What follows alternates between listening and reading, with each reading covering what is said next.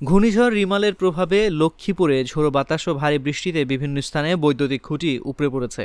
এতে টানা দুদিন বিদ্যুৎহীন রয়েছে রামগতি উপজেলা সহ জেলার বিভিন্ন এলাকা। পানি উচ্চতা পানির প্রেসারের লাগে এই দিকে যা আছে সব চলে লেগে গেছে, এত প্রেসার আছে মনে হয় 10-12 ফুটের কম হবে না। এই চাল চুল ঘর দুয়ার গাছ ওই যে গাছ তার মার মিটার সব চলে গেছে।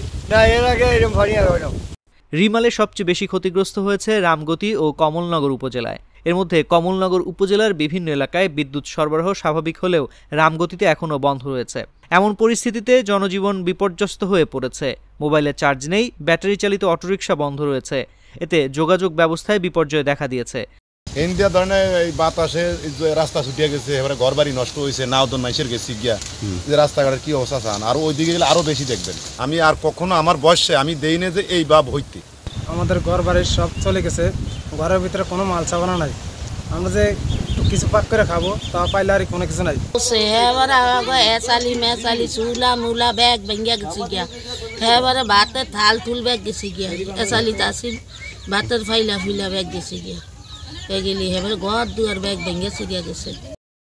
খোঁজ নিয়ে জানা গেছে রোববার রাতে বিদ্যুৎ সংযোগ বিচ্ছিন্ন হলেও জেলা সদর ও কমলনগর উপজেলার বিভিন্ন এলাকায় মঙ্গলবার বিকেল পর্যন্ত বিদ্যুৎ সরবরাহ স্বাভাবিক হয়নি।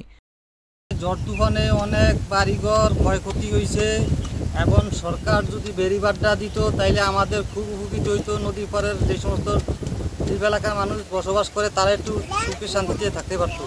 আর এই যে সমস্যাটা হচ্ছে একমাত্র বেড়িবাঁধের কারণে। বেড়িবাঁধ যদি হইতো তাহলে এই সমস্যাটা হতো না। এখন বেড়িবাঁধ বলে সব নেতারাই বলে যে বেড়িবাঁধ হবে, এটা কবে হবে এটা আল্লাহই ভালো জানে।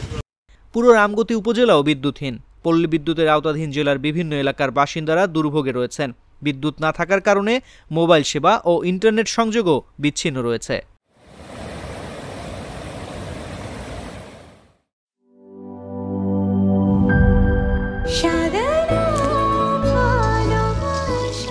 স্পেশাল মানুষদের জন্য মজাদার ম্যাজিক মশলা ফ্লেভারে মিস্টার নুডলস। স্বাদ নাও ভালোবাসার।